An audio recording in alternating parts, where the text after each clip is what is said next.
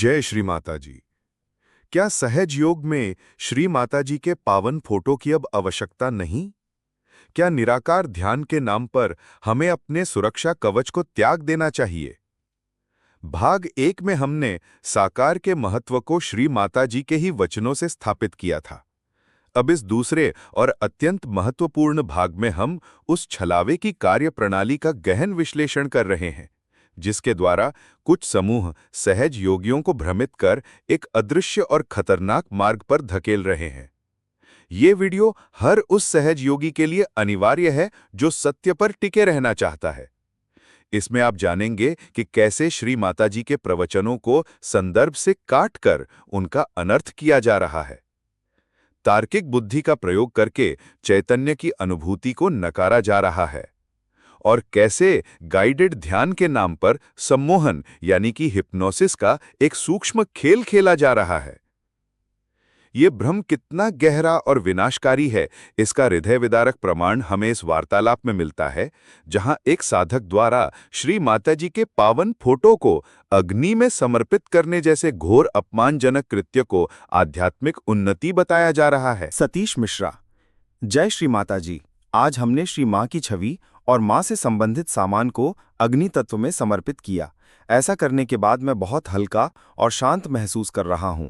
श्री मां, मुझसे कोई गलती हुई हो तो क्षमा कर देना मां। विश्व निर्मल धर्म। अति सुंदर। मां को कोटि कोटि नमन। आप निराकार की यात्रा में आगे बढ़ गए हैं। आपने सत्य को स्वीकार किया। श्री माता जी ने आपको कष्टों से मुक्त किया। संतोषी। बहुत सुंदर भैया, मां को कोटि कोटि नमन। अर्पणा वाधवा। मुबारक हो भैया, मां के असीम प्रेम की प्राप्ति के लिए। श्री माता जी को कोटि कोटि नमन। सविता भाग्यश्री। जय श्री माता जी भैया, अब तक हम गलती कर रहे थे। अब परमेश्वरी ने कर्मकांड से मुक्त करके एक नई राह दिखाई है जो निराकार की ओर जाती है। आदि शक्ति हम सब का मार्गदर्शन यूं ही करती रहें और हम सब मां के निरपेक्ष प्रेम को पाते रहें, परमेश्वरी कार्य में संलग्न रहें। यही शुद्ध इच्छा हमेशा श्री माता जी के श्री चरणों में बनी रहे। सभी सत्य के साधकों को हृदय से जय श्री माता जी। सतीश मिश्रा। सबसे बड़ी बात दीदी, करीब 15 दिन से मेरे मन में चल रहा था कि छवि हटा दूं, सारा कर्मकांड हटा दूं। रोज सोचता था कि पूछूंगा, पर आज मां की लीला देखिए, स्वतः ही मन में सवालों का जवाब भैया के माध्यम से और क्षमा दी के माध्यम से मिल गया।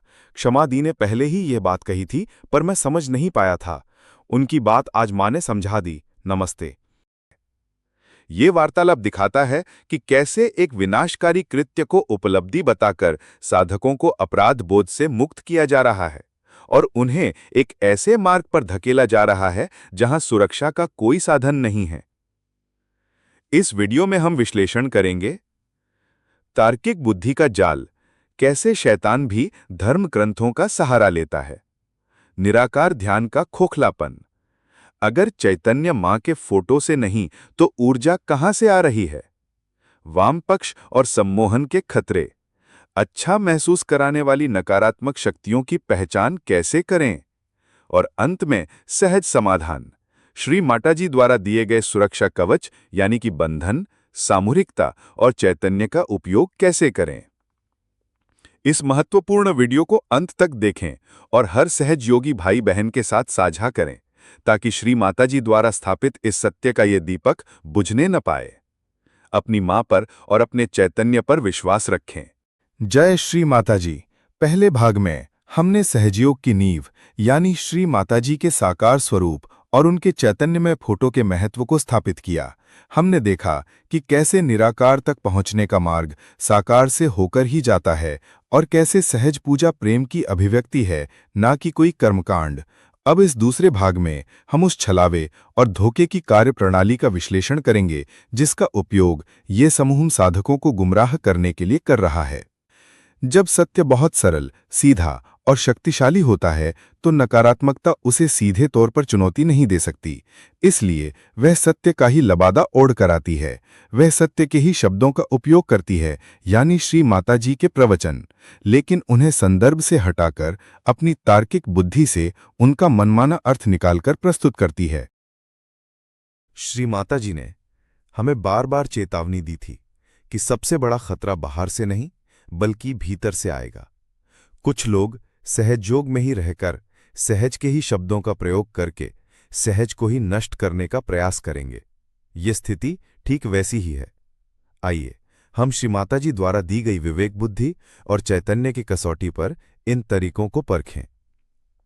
पहला, तार्किक बुद्धि का जाल और श्री माताजी के वचनों का अनर्थ। इस समूह की कार्यप्रणाली का मुख्य हथियार है तार्किक बुद्धि और श्री माताजी के प्रवचनों के चुनिंदा अंशों का दुरुपयोग। वे श्री माताजी के किसी प्रवचन का एक छोटा सा वीडियो क्लिप भेजते हैं और फिर अपनी बुद्धि से उसकी ऐसी व्याख्या करते हैं जो उनके पहले से तय एजेंडे के अनुकूल होती है। ये बहुत ही चालाक तरीका है, क्योंकि सामने वाले को लगता है कि ये बात तो श्री माताजी ने ही कही है। लेकिन सहज योग कोई बौद्धिक जिम्नास्टिक्स नहीं है, ये एक अनुभवजन्य विज्ञान है। श्री माताजी के शब्द, मेरे प्रवचन आपके मस्तिष्क के लिए नहीं है, वे आपके हृदय के लिए हैं। यदि आप मुझे अपने मस्तिष्क से समझने की कोशिश करेंगे तो आप पागल हो जाएंगे। आप नहीं कर सकते, ये असंभव है। ये परमात्मा का ज्ञान है और इसे आपके चैतन्य के माध्यम से, आपकी आत्मा के माध्यम से समझा जाना चाहिए। अहंकार और प्रति अहंकार, ये दो चीजें हैं जो आपको सत्य से दूर रखती हैं। जो लोग बहुत पढ़ते लिखते हैं, बहुत सोचते हैं, वे अपने अहंकार में चले जाते हैं। वे हर चीज पर तर्क करने लगते हैं, ऐसा क्यों, वैसा क्यों। अरे तुम पहले अनुभव तो करो। तुम्हारे हाथों पर चैतन्य आ रहा है, तुम्हारी कुंडलिनी जागृत हो गई है, तुम समाधि में जा रहे हो, अब और क्या तर्क करना है। ये सब तुम्हारी बुद्धि के परे की चीज है। वे मुझे उद्धृत करेंगे, मैं जानती हूं, शैतान भी धर्म ग्रंथों का उद्धरण दे सकता है, लेकिन आपको चैतन्य देखना होगा। यदि कोई व्यक्ति मुझे उद्धृत कर रहा है और आपको ठंडा चैतन्य महसूस होता है तो वह सत्य है, लेकिन यदि कोई व्यक्ति मुझे उद्धृत कर रहा है और आपको भयानक चैतन्य महसूस होता है या सिर दर्द होता है या आप उत्तेजित महसूस करते हैं, तो जान लें कि यह एक शैतान है जो अपने उद्देश्य के लिए धर्म ग्रंथों का उद्धरण दे रहा है। विश्लेषण, संदर्भ से काट कर दिखाना। श्री माताजी ने अपने हजारों प्रवचनों में अलग अलग समय पर अलग अलग प्रकार के साधकों के लिए उनकी तत्कालीन स्थिति के अनुसार बातें कहीं। इस समूह के लोग चालाकी से उन क्लिप्स को चुनते हैं जहां श्री मां कर्मकांड की आलोचना कर रही हैं और उन्हें फोटो की पूजा से जोड़ देते हैं, जबकि श्री मां का तात्पर्य हृदयहीन, चैतन्यहीन बाहरी अनुष्ठानों से था। तार्किक बुद्धि बनाम विवेक बुद्धि। सहज योग में हम अपनी तार्किक बुद्धि का उपयोग सांसारिक कार्यों के लिए करते हैं, लेकिन आध्यात्मिक सत्य को जानने के लिए हम विवेक बुद्धि का उपयोग करते हैं, जो चैतन्य द्वारा निर्देशित होती है। ये समूह लोगों को उनकी तार्किक बुद्धि को उत्तेजित करने के लिए उकसा रहा है, जो अंततः उनके अहंकार को ही बढ़ाएगा। चमत्कारों का प्रदर्शन। आपने उल्लेख किया कि वे अपने साथ हुए चमत्कारों के लेख भेजते हैं। ये भी एक क्लासिक तरीका है। श्री माताजी ने हमेशा चमत्कारों के पीछे भागने से मना किया। उन्होंने कहा कि सबसे बड़ा चमत्कार स्वयं मनुष्य का रूपांतरण है। चमत्कार दिखाना और लोगों को प्रभावित करना अक्सर अहंकारी और भ्रामक गुरुओं का तरीका होता है। दूसरा, तथाकथित निराकार ध्यान का खोखलापन और चैतन्य का स्रोत। अब सबसे महत्वपूर्ण प्रश्न पर आते हैं। यदि वे श्री माताजी के फोटो के बिना ध्यान कर रहे हैं तो वे किस पर ध्यान कर रहे हैं और उन्हें जो अनुभूति हो रही है उसका स्रोत क्या है? सहज योग में ध्यान की प्रक्रिया बहुत स्पष्ट है। 1. श्री माताजी के फोटो के समक्ष बैठें। 2. कुंडलिनी को ऊपर उठाएं और बंधन लें। 3. श्री माताजी के स्वरूप पर या अपनी सहस्रार पर चित्त लगाएं। 4. आज्ञा चक्र पर क्षमा करें। 5. और विचारहीन जागरूकता यानी निर्विचार समाधि में चले जाएं।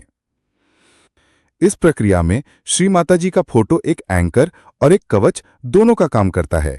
यह सुनिश्चित करता है कि हमारा ध्यान सही जगह पर है और हम किसी नकारात्मक प्रभाव से सुरक्षित हैं।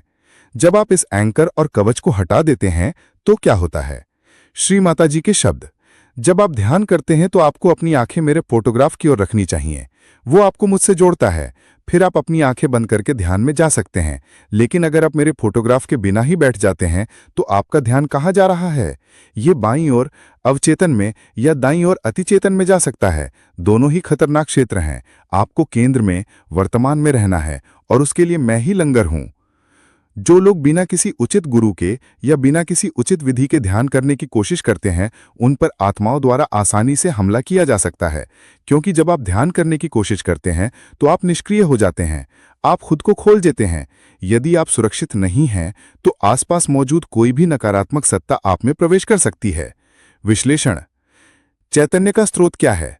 अगर वे श्री माता जी के फोटो का उपयोग नहीं कर रहे तो उन्हें जो अनुभूति हो रही है वो प्रामाणिक चैतन्य नहीं हो सकती। प्रामाणिक चैतन्य हमेशा ठंडा, शांत, आनंदमय और सामूहिक होता है। इसके कई और स्रोत हो सकते हैं।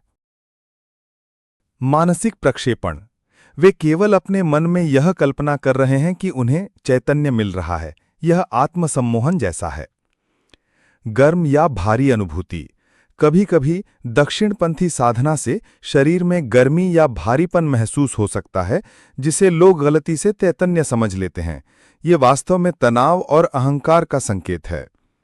वामपक्षीय ऊर्जा: यह सबसे खतरनाक संभावना है। वे किसी वामपक्षीय स्रोत यानी किसी आत्मा से जुड़ सकते हैं जो शुरू में अच्छी अनुभूति दे सकती है, लेकिन अंततः उन्हें नियंत्रित करने लगती है। गाइडेड ध्यान: यह अत्यंत चिंताजनक है।